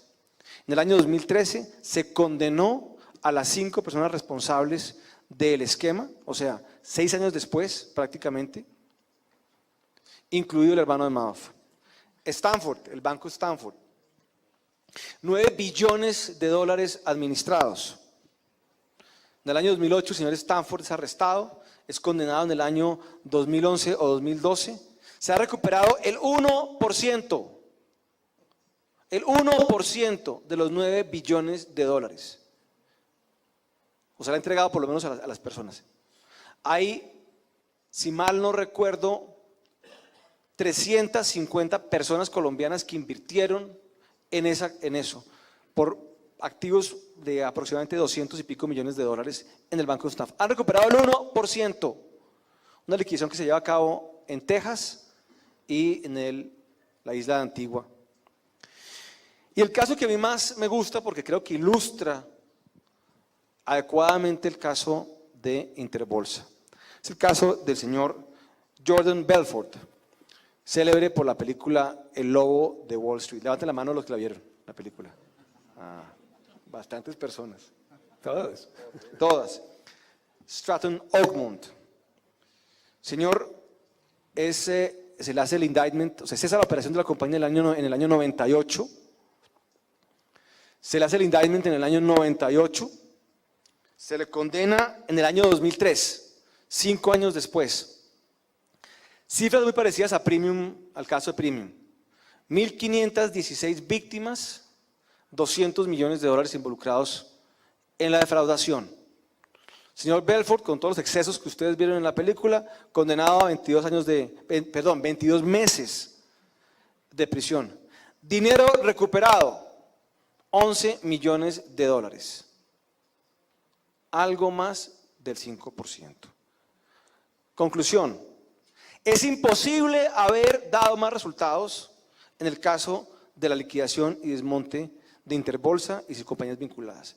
Es absolutamente imposible haberlo hecho más rápido y creo que los resultados van a ser muy superiores a los de cualquier ejemplo que les acabo de mostrar. Gracias. Frank, usted tiene experiencias directas en esto, ¿qué nos puede aportar? Esto es una papa caliente, se calentó el escenario, se subió la temperatura, se subió, pero fascinante el tema, excelente. Tengo 2 preguntas para ustedes, me gustaría entender un poco mejor sobre el sistema colombiano. Una, creo si entendí bien, que los directivos de Junta se les considera, si oí bien, legalmente son responsables de la gerencia, creo que oí como si fueran gerentes, como si operaran el día a día, que no sea error de traducción, porque esto es diamétricamente opuesto al tratamiento de los directores en Estados Unidos. Yo creo que la ley colombiana y la mayoría de los países del mundo. Entonces quiero entender si entendí bien y la lógica para darles esa responsabilidad. Porque de hecho lo que se hace es crear un conflicto enorme. Porque quiere decir que los directivos son como gerentes. Entonces, ¿cómo se juzgan? Entonces tienen que gerenciar realmente, o sea, no entiendo cómo puede haber lógica. ¿Quién me puede explicar un poco mejor esa situación? Segunda pregunta. Usted menciona que tenían leyes, las leyes sí las tienen en papel, que hay tinta en el papel, pero que hay poca aplicación o que hay mucha impunidad de actos criminales o penales que han sido cometidos. En Estados Unidos, el superintendente acaba de hablar del hecho, o sea, aparte del tiempo que se demoró mucho, porque tenemos un sistema poco rígido y los abogados muy inteligentes saben manejar el sistema americano, que es otro problema, ¿no? Pero el gerente general de WorldCom, ustedes saben que el vicepresidente financiero de Enron, y hablamos de la pirámide de Madoff, de ellos fueron acá a la cárcel, están tras las rejas. Si entiendo bien la apreciación de ustedes hoy, es que ustedes sí tienen las leyes, pero no tienen el diente, ¿no? Me corrigen que no han tenido la aplicación de la ley. Por favor, cualquiera de ustedes, la pregunta es para todos, cualquiera me quiera aclarar estas dos y me caracterice un poco estas dos. Yo diría, y aquí lo refuerza el superintendente, y como lo dijo Jaime Humberto Frank, tenemos mejores leyes que mecanismos para hacerlas cumplir. O sea, nuestras leyes superan la capacidad de cumplimiento. Y como para ilustrar un poquito, la Constitución colombiana es tal vez una de las más grandes del mundo, pero nadie la cumple ni la sigue. Entonces, con eso se da usted cuenta del reto que tenemos. Pero yo volviendo al tema, no sé si le quiere responder algo el superintendente a Frank al respecto. ¿Perdón? Yo no diría que nadie cumple la Constitución. Bueno, sí, estoy exagerando, pero pues muy poca gente pues, el respeto pues es general, que desafortunadamente... Yo creo que efectivamente las normas deben tener implementación y en algunos casos no es así. Frank resalta algo que me parece muy importante en este foro. Es la no distinción que hace la ley colombiana entre un representante legal, el gerente de una compañía y un miembro de junta directiva. Para la ley colombiana, ambos son administradores de la compañía. Yo no sé eso de dónde apareció, pero sí sé de dónde está, obviamente, está en la ley 222 del año 95. No sé cuál fue la inspiración de eso. Yo creo que eso genera unos problemas en la práctica para asignar responsabilidades tremendos. Y creo que es una de las razones por las cuales hay tan pocas responsabilidades de administradores realmente en la, digamos, jurisprudencia o en la práctica judicial colombiana. La superintendencia hizo un estudio desde el año 1903 de fallos de responsabilidad de administradores y se cuentan con los dedos tal vez de una mano en esto. Y esto genera confusión terrible porque un miembro de junta que va y que asiste cada 2 meses a la compañía, pues no se le puede indagar la misma responsabilidad que tiene el señor que administra la compañía o que está, digamos, en el management de la compañía todos los días. Eso creo que hay un problema ilegal que hay que resolver y la superintendencia lo viene trabajando vía un desarrollo jurisprudencial para poder aclarar las responsabilidades que pudiesen existir. Otra vez me excedí de tiempo. No, yo simplemente quiero hacer claridad, digamos, con el tema de la impunidad. Cuando decimos impunidad no decimos, por Dios, metan a la cárcel a todo el mundo. No, impunidad es no pagar lo que hay que pagar o no pagar nada. Y yo hago una pregunta. ¿Cuántos de ustedes conocen presos en Colombia por delitos financieros de más de 5 años? Yo no conozco ninguno. No sé si los NULE van a llegar a 5 años, que dicho sea de paso no han sido juzgados. Porque es que esa es otra, bueno, la lentitud la entendimos ya. Están condenados. ¿Están condenados ya? ¿A cuántos años? Ellos tienen una condena de 7 años de cárcel y hay todavía procesos adicionales. Ok, pero en Colombia, digamos, hasta ahora, y probablemente, y esa es una buena noticia, pues empezamos a tener, digamos, ya cierta sensibilidad con ese tema. Pero prisioneros en Colombia de 5 años por delitos financieros, y a Colombia se le han robado 3 veces. Entonces, por Dios, ¿dónde está la ley? Alguien me decía, y en eso estoy de acuerdo con el súper 100%, alguien me decía el súper, que aquí de pronto tenemos más normas y más leyes de las que necesitamos. Yo estoy de acuerdo con eso, totalmente de acuerdo. Yo ponía un ejemplo que obviamente es muy gráfico y no es necesariamente cierto, pero hay una diferencia. ¿Qué ley puede prohibir que yo llegue a Suiza, me tome 6 whiskies, salga manejando mi carro y pase una señora y yo la mato. Ninguna ley me prohíbe eso. Eso sí, cuando me levante en Guayabao estoy amarrado de una silla eléctrica. La diferencia son las penas. Ahí es donde digo yo que en Colombia tenemos que asustar, porque es que también hay que tratar de mitigar lo que puede pasar en el futuro. Si nosotros no somos severos ahora, no es venganza, no es que queramos que esos señores tengan el castigo necesariamente per se, es porque también le tenemos que mostrar a la sociedad que esta es una sociedad exigente. ¿Yo puedo decir una cosa? Es que yo ya hablaba. Venga, yo le preguntaría al doctor Mauricio, supongamos, de acuerdo a la discusión, que como dice el superintendente, devolvamos el 100% del dinero invertido en Interbolsa, que logre la superintendencia una acción que sin duda alguna es encomiable lo que se ha logrado, eso es una barbaridad, pero que esos 500.000 millones faltantes se reintegren a los inversionistas que están perdiendo ese dinero. Entonces le preguntaría yo al doctor Mauricio, si se reintegra ese dinero, entonces no tomamos ninguna acción de justicia.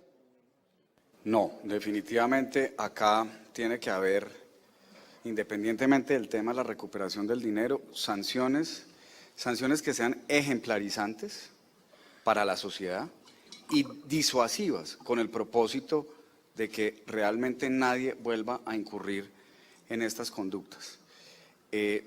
Un poco pues mirando esta situación, fíjense ustedes que acá debería haber no solamente el tema de la persecución civil de los bienes, digamos, de los involucrados en este asunto, es decir, que respondan en materia económica, personal, sino adicionalmente, pues debe haber sanciones administrativas, disciplinarias y lógicamente penales.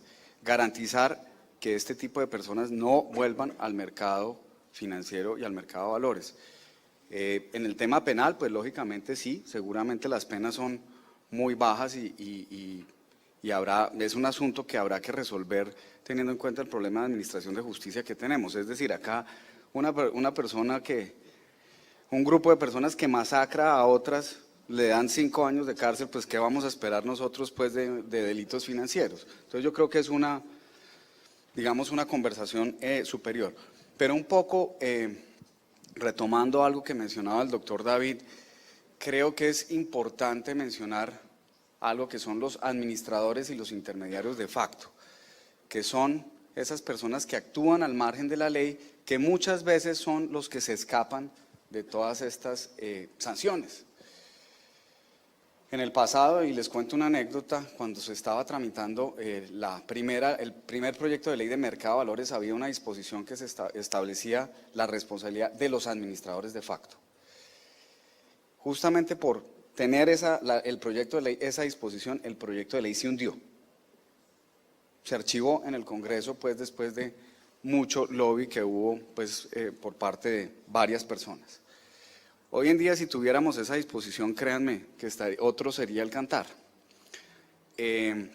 No la tenemos. ¿Y qué ocurre? Hay administradores intermediarios de facto. Entonces, por ejemplo, a una persona, a un intermediario de valores, se le expulsa del mercado.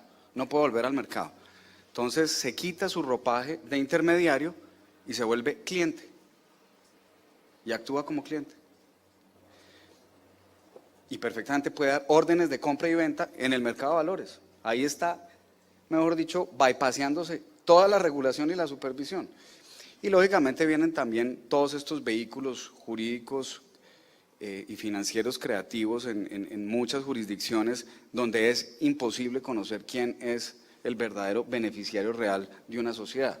En Panamá hay una gran discusión actualmente por el tema de las acciones al portador, donde si hay una sociedad en Panamá realmente no se sabe quién es el dueño, y eso lógicamente ha limitado muchísimo las investigaciones y ha permitido que varias de estas personas puedan, digamos, operar en los mercados. Entonces fíjense que hay como una dicotomía. La regulación que estamos hablando de la ley 222 y si estamos hablando de una entidad financiera y de un emisor de valores, cualquier cantidad de regulación. Pero por el otro, entonces los miembros de la junta directiva tienen unas responsabilidades gigantescas, iguales a las de pues realmente los ejecutivos de una empresa, en donde tienen obligación de buena fe, de lealtad, de actuar como un buen hombre de negocios, y esos son los deberes generales. Tienen igualmente deberes específicos como velar por el cumplimiento de la ley, velar por el cumplimiento del objeto social de la compañía, etcétera. Pero hay una serie de responsabilidades supremamente fuertes, pero fíjense que si uno se pasa al lado, quedo inmune a todo ese marco legal. Entonces, pues yo creo que sí es igualmente, superintendente, una invitación a trabajar, lógicamente no en que haya sobreregulación, pero sí hay unos punticos como ese muy sencillos que con el tema de abordarlos desde la perspectiva legislativa se solucionaría ese mercado paralelo que tanto daño nos ha hecho y que es evidente en este caso y donde todos esperamos que estas sanciones ejemplarizantes y disuasivas realmente le lleguen a estas personas. Ustedes tienen unas pequeñas papelitos para hacer preguntas. Quien tenga alguna inquietud para los panelistas, por favor, las personas de AmCham estarán pendientes y me pasan las inquietudes que ustedes tengan y con gusto se las transmito a los panelistas. Jaime Humberto nos contaba cómo el superintendente Clemente del Valle sancionó por 3 días a Interbolsa a finales de 2002. Sin embargo, después el Consejo Directivo de la Bolsa de Valores invitó al doctor Rodrigo Jaramillo como miembro de Junta. Doctor David, es que no hacemos un análisis de los miembros de Junta, no miramos las hojas de vida. ¿Usted qué opina? ¿Cómo es posible que después de que la sociedad fue sancionada, el presidente de la sociedad viene nada menos que a presidir la Bolsa de Valores? Pues muy grave, porque ahora hablábamos de que uno de los temas del gobierno corporativo es cómo escoger las personas que pueden ser miembros de Junta de una sociedad, y más quién va a ser el presidente de la Junta. Entonces, en ese sentido, pues hubo una falla enorme. Yo no sé si los miembros de la Junta de la Bolsa de Valores tienen que enviar, pues debe haber una aprobación de alguno de los entes de control, como sucede pues en las entidades financieras. Pero si uno tiene sanciones, pues debería ser una razón para no aceptarlo ahí. Entonces, creo que con eso es suficiente. Muy bien. Frank nos explicaba ahora cómo una de las instituciones que cometió la mayor falla en toda la debacle de Enron fue sin duda la auditoría externa. Los señores de Arthur Andersen no cumplieron con su obligación legal de reportar a la Junta Directiva las fallas palpables que había, que por algún motivo las omitieron, y a partir de eso la regulación americana prohibió que las compañías de auditoría fuesen a su vez consultores administrativos. Y para explicar un poquito el fenómeno, las grandes compañías de auditoría en Estados Unidos, viendo que los McKinsey ganaban 10, 15 veces más plata, pues se volvieron consultores y la consultoría se volvió más importante que la auditoría, y eso tal vez frenó a que los auditores cumplieran fielmente con su cometido. Entonces mi pregunta, y esta sería para el superintendente: si no podemos regular todo, hay regulaciones y hay instituciones que debían ser operativas, ¿será que en Colombia no entendemos bien las funciones del auditor externo y lo que debemos esperar de ellos? ¿Será que nos falta que los mismos accionistas y la Junta, porque en la estructura moderna yo cada vez veo más que en ese comité de auditorías que se ha creado, a la Junta Directiva, al revisor fiscal, el auditor externo, al menos 4 veces al año le reporta a la Junta y le encuentra sus hallazgos? ¿Será que nos falta más conocimiento de la oportunidad que puede hacer la auditoría para que los miembros de Junta estén mejor enterados? Sí, efectivamente yo creo que aquí hay que mirar bien qué fue lo que pasó. Como decía el doctor Rosillo, aquí hay una serie de líneas de defensa en todo esto. La primera, pues, es la Junta Directiva y sus comités correspondientes. La segunda, creo yo, es la revisoría fiscal, el aseguramiento externo de la compañía, la calificadora de riesgo, por supuesto, el autorregulador del mercado de valores y finalmente, en este caso, la Superintendencia Financiera de Colombia. Pero creo que, entrando ya al tema de la revisoría fiscal, sin duda alguna, aquí hay que mirar muy bien qué fue lo que pasó.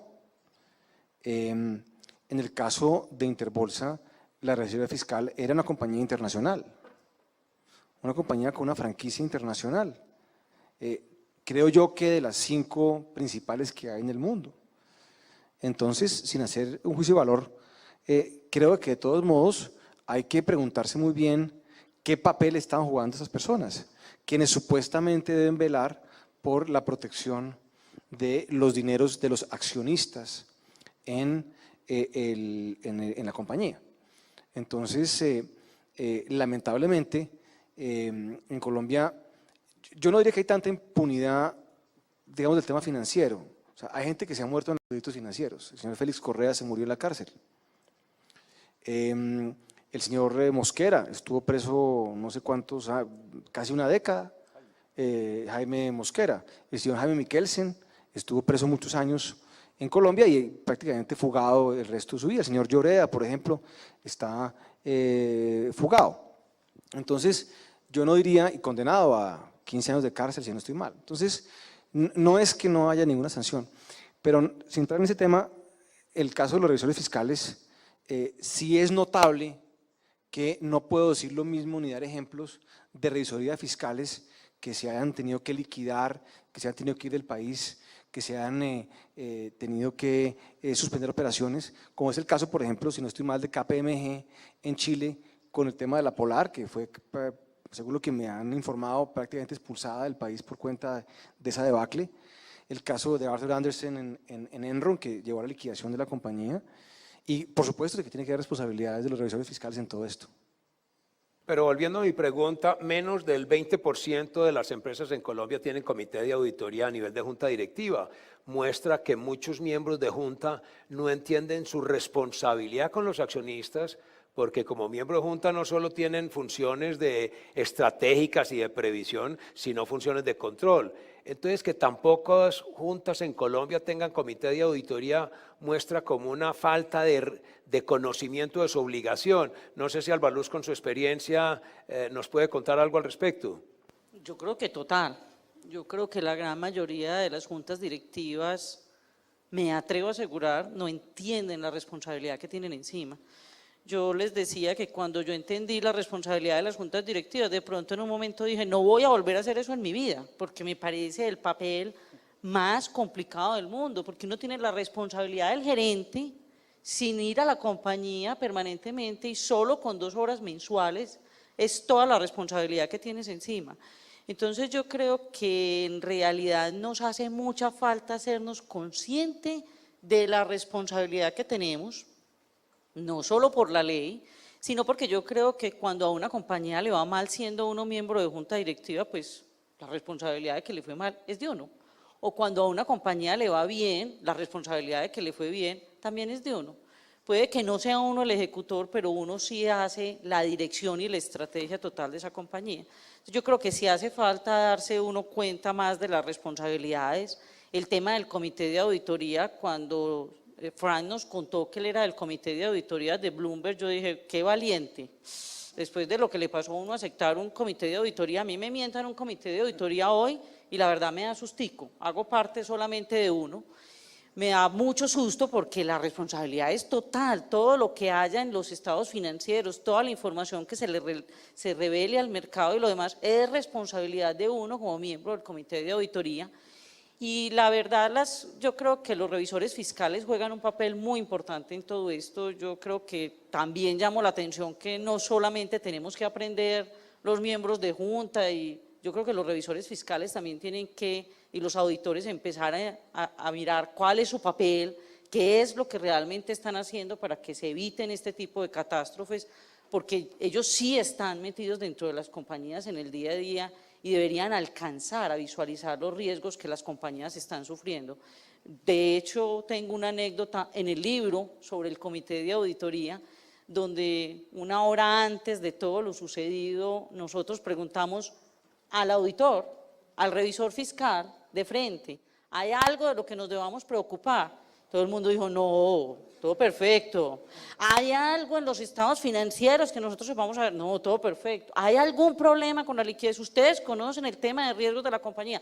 Sí, todo perfecto. Y volteamos la cara y nos dijo, tenemos un problema de liquidación. ¿Qué es esto? ¿En dónde estábamos metidos? Entonces, ¿dónde está el revisor fiscal y dónde estaban los auditores? Entonces, yo creo que sí, es un papel muy importante. Yo tenía aquí un pedacito que no me voy a ir sin leérselos, porque yo se los leí ayer y se los voy a leer hoy. Con respecto a lo que preguntaba Frank, es la ley 222 dice, los administradores responderán solidaria e ilimitadamente de los perjuicios que por dolo o culpa ocasionen a la sociedad, a los socios o a terceros. No estarán sujetos a dicha responsabilidad quienes no hayan tenido conocimiento de la acción u omisión o hayan votado en contra siempre y cuando no la ejecuten. Y acuérdense en que administradores son tanto el gerente como los miembros de la junta directiva. Entonces yo creo que hay que tener mucho cuidado con las responsabilidades que uno asume.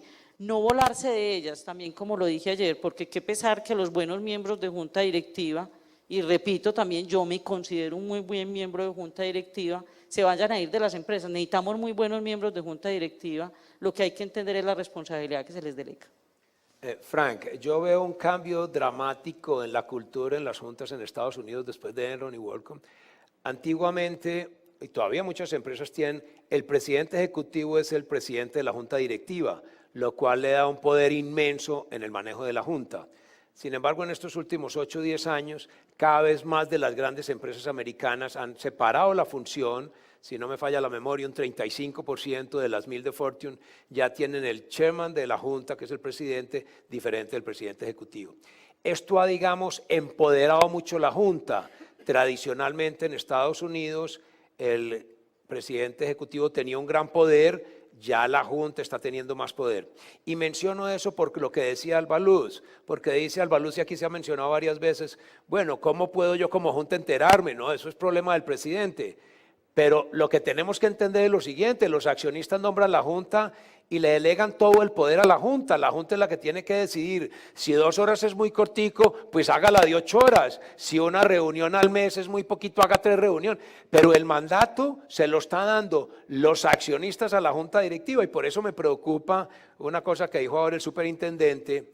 Yo sí entiendo que la administración esté representada en la junta y en la gerencia, porque son los accionistas los que nombran la junta. Si los accionistas, si la junta no va a tener ninguna responsabilidad civil o penal, entonces lo que va a decir la junta, entonces yo nombro al presidente, porque a mí que me reporte el que tiene la responsabilidad. Entonces me parece que tenemos aquí un tema legal delicado, pero como aquí no estamos, yo no quiero hacer énfasis aquí en la parte jurídica, sino en la parte práctica de gobierno corporativo, yo le preguntaría a Frank que nos ilustre cómo las juntas están a base de esas autoevaluaciones tomando determinaciones para ser mucho más efectivas en el control de la gerencia y evitar casos como lo que pasó en Enron en esa época, lo que pasó ahora en Interbolsa, que la Junta dice, como nos dijo aquí un presidente hace unos años, todo fue a mis espaldas. Entonces la Junta yo no sé si puede decir aquí tan campantemente, no, es que vea, señores accionistas, la compañía se les quebró, pero fue a mis espaldas, ustedes me disculpan. ¿Qué nos puede agregar, Frank? Wow, still getting hotter and hotter up here. Es el escenario. Creo que me voy a tener que quitar el saco porque se está calentando esto. Dije algo antes y enfatizo acá otra vez la responsabilidad que pienso que nosotros como empresarios tenemos de seguir participando en el buen gobierno de nuestras empresas en nuestro interés. Pero eso fue antes de escuchar algunos comentarios de hoy. Quiero aclarar esto. Sí, un miembro de junta tiene la misma responsabilidad bajo la ley que los gerentes, pues toca, y sí, que a la vez no tienen protección especial para ese riesgo, en ese caso no, dudaría mucho en ser miembro de junta en Colombia.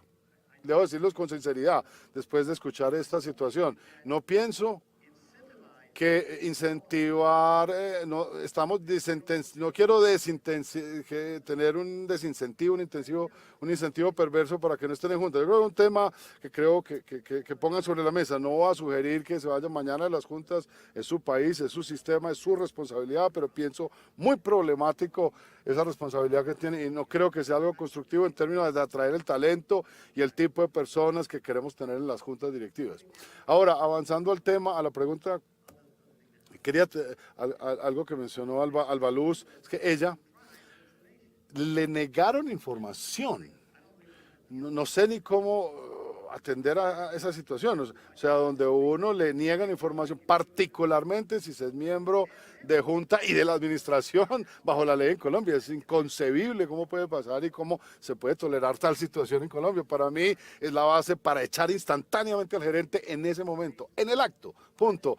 Echarlo instantáneamente y para que todos, y darle, y ir a las autoridades correspondientes. Me parece muy serio. Esos son dos temas que quería contarles. Lo que está pasando en Estados Unidos, para responderle a Ricardo, hay un movimiento hacia más miembros de junta independientes, es decir, desacoplar que el gerente y el presidente sean uno y el mismo.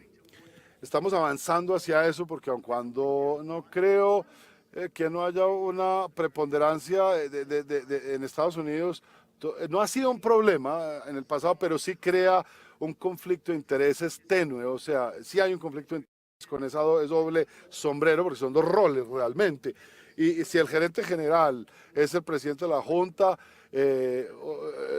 hay que tener conciencia de ello, no es cambiarlo, pero saber que hay que quitarse los dos sombreros cuando se está hablando a quién y ante quién. Otro tema es que en una serie de compañías se tienen directores o miembros de junta independientes que a veces también son gerentes generales de otras empresas y se vuelven presidentes del comité de compensación. Ojo con eso, porque hay una cosa que hay que tener en cuenta: la compensación de un gerente general la determina un grupo de consultores, quienes van por todos lados y hacen encuestas de qué ganan los gerentes, cuál es el menor salario, cuáles son los incentivos por desempeño y los paquetes salariales en la parte más alta, pero las bonificaciones y compensación se debe determinar con cuidado. Si hay un gerente general que está a cargo a la vez del comité de compensación, hay un conflicto de interés enorme.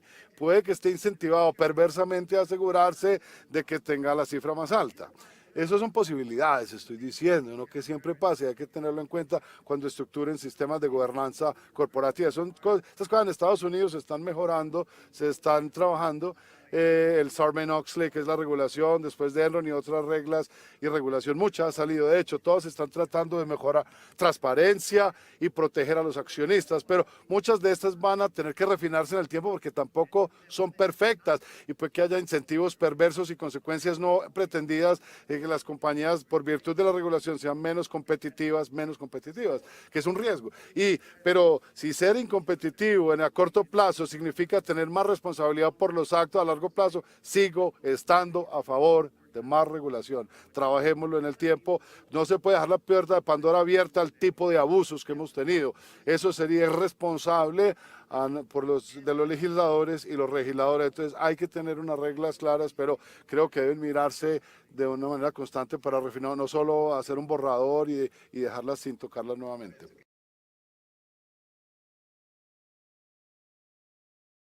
Pues dos cosas muy breves. Una, que estoy muy de acuerdo que los sistemas de compensación pueden volverse algo muy peligroso para una compañía, especialmente los bonos por resultados, que muchas veces con una tendencia al corto plazo que se está viendo a nivel mundial.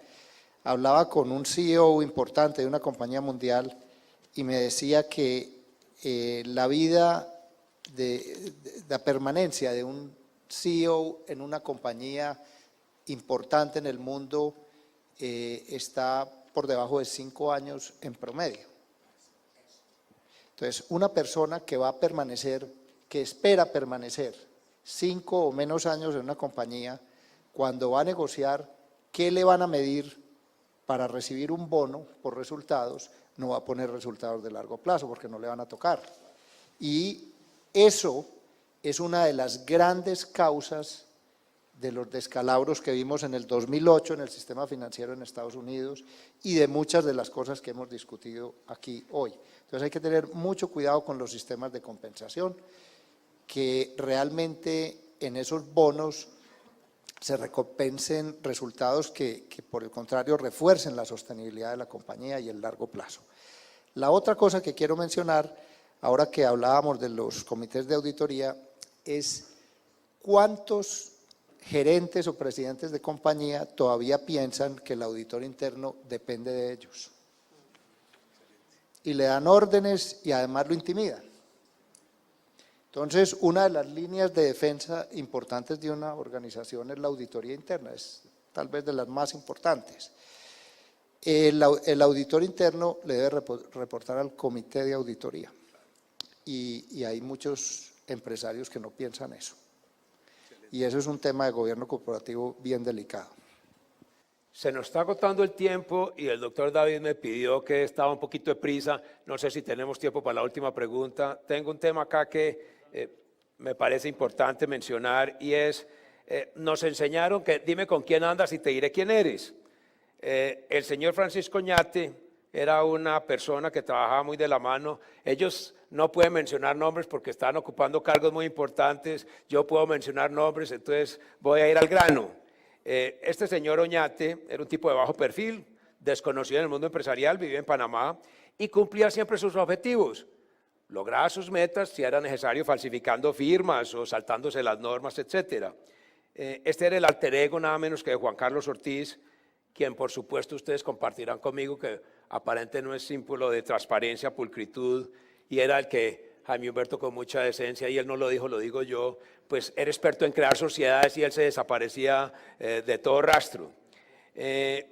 Skilling, quien ya mencionamos, igualmente fue presidente de Enron, una persona brillante, como lo dijo Frank, pero para quien alcanzar los objetivos no tenía ningún obstáculo.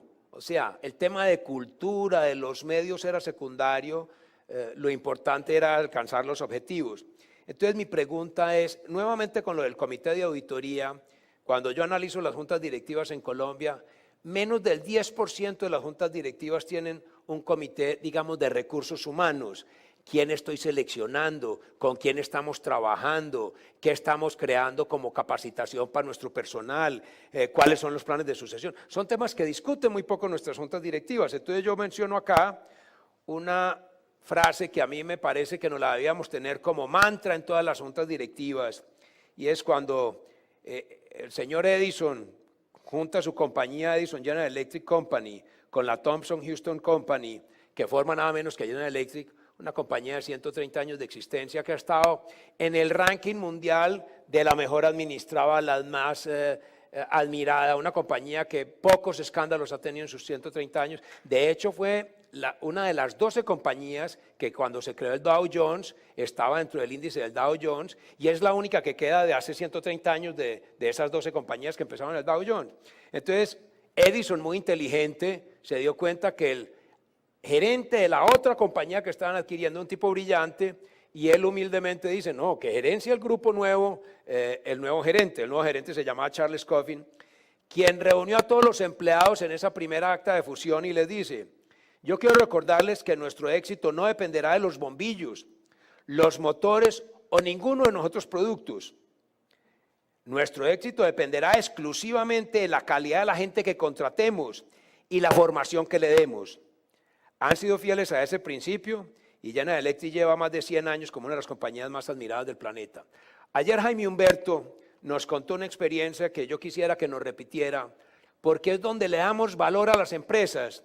Y me gustaría, si es tan amable, Jaime, cuéntenos, él recientemente ingresó, o recientemente hace un año ingresó a la Junta Directiva de Suramericana de Seguros y obviamente con otro colega tuvo, como debe ser, una inducción completa. ¿Por qué no nos cuenta, doctor Jaime, cómo son esas inducciones en el grupo? Sí, para poner un poco en contexto, para que valga la pena el ejemplo, hablábamos de lo que mencionaba Ricardo, que a su turno mencionaba el presidente de General Electric. ¿Cuál es la calidad de gente que nosotros tenemos que tener? Y hacíamos alusión ayer a que también hay que ser muy cuidadoso con las exigencias, porque así como lo decía David ahora, que tiene toda la razón, que a veces los bonos están mal diseñados. Entonces lo que hacemos es forzar situaciones que desde luego no son beneficiosas en el largo plazo, porque los bonos obedecen mucho al corto plazo. Entonces decíamos, no, lo que una junta directiva puede cuidar, o le queda más fácil cuidar, es el tema de la cultura organizacional.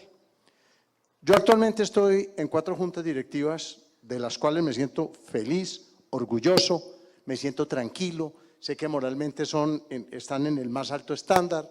Creo que hay una independencia de las juntas impresionante. mejor dicho, sería difícil, digamos, coger una mejor que otra. No obstante, hubo una experiencia que a mí me llamó la atención en Suramericana. Cuando, pues para mí un honor, por supuesto, me nombraron en la Junta de Suramericana de Seguros, nos llamó el doctor Gonzalo Pérez, presidente de la compañía, al doctor Carlos Raúl y a mí, que éramos nuevos en la Junta, y nos dijo, miran, aquí hay que hacer una inducción, pero yo soy el que hago la inducción. Entonces preparen una mañana. Perfecto, encantados, como solemos hacerlo en muchas juntas. Llegamos a la inducción con el doctor Gonzalo y estuvo 4 horas hablando de la compañía. No habló de cifras, las cifras están escritas.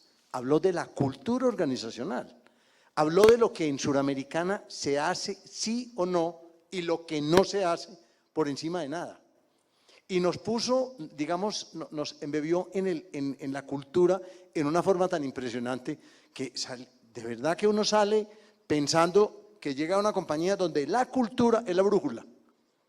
En Suramericana me consta muchas veces que hay decisiones, dicen, pero es que esta decisión coincide con la cultura y los puntos básicos de la compañía. O sea, hacen mención a ello cuando hay una decisión. O esta decisión no se puede tomar porque va en contravía de la cultura. Si eso es tan arraigado en esa compañía, y estoy seguro de que en muchas otras también probablemente tenga, digamos, la misma filosofía, pues naturalmente que para la Junta Directiva es fácil controlar cosas que no se pueden controlar en el día a día, porque uno no está en contacto con la gente, pero sí sabe las decisiones que se toman, en qué dirección van y si van en contravía de esa cultura. De modo que yo quise resaltar ayer ese hecho, porque me parece que es bonito, me parece que da tranquilidad, me parece que hay una fuerza demasiado grande en esa empresa por la cultura y probablemente, pues digamos, eso es una de las razones por las cuales es hoy, pues tiene hoy el éxito que todos conocemos. Por reforzar cultura es un tema que es muy fácil decirlo y difícil de aplicar. Si ustedes recuerdan, hace un año, año y medio, Bancolombia, unos funcionarios de Bancolombia vieron en internet que había unas neveras que el Éxito estaba vendiendo a 400.000 pesos y que eran de 4 millones de pesos. Su presidente, el doctor Carlos Raúl, inmediatamente entró en acción y yo quisiera preguntarle al doctor Mauricio como parte de la compañía, si ustedes recuerdan, el doctor Carlos Raúl sacó una carta que salió en los periódicos después, pidiéndole a los empleados si eran tan amables de entender que haya habido un error y que por favor devolviesen los elementos que habían sacado. Y regularmente el error fue del Éxito, no en ellos.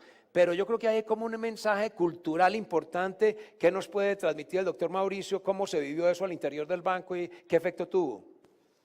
Pues a ver, como mencionaban, todo es sobre las personas que son las que hacen una organización. Y en una industria como la industria financiera o el mercado de valores, pues el principal activo es la confianza y la reputación. Y por eso es tan importante la cultura. Y la cultura lleva implícito temas de ética, temas de gobierno corporativo, temas de valores corporativos. Y justamente si esto realmente es cultura dentro de una organización, pues realmente esa empresa va a ser sostenible y perdurable en el tiempo y no flor de un día, pues como ocurre en varios de los casos que estamos hablando. En el caso de las neveras, pues era una discusión realmente de valores corporativos. Hubo un error de una empresa al publicar una información, al hacer una oferta comercial al público, en este caso unas neveras que tengo entendido que valían cerca de 5 millones de pesos y se equivocaron y pusieron 500, le quitaron un cero, 500.000 pesos.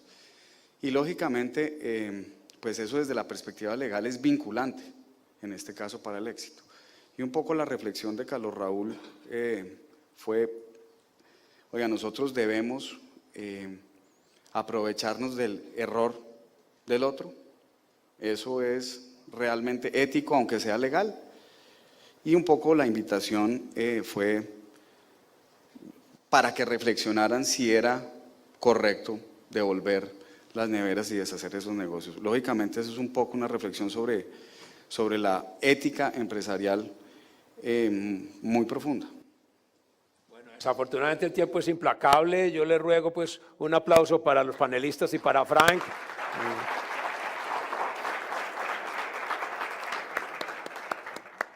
Los esperamos el año entrante en otro foro de esta misma naturaleza. Carlos C., todo su equipo y yo para que nos acompañen. Muchas gracias.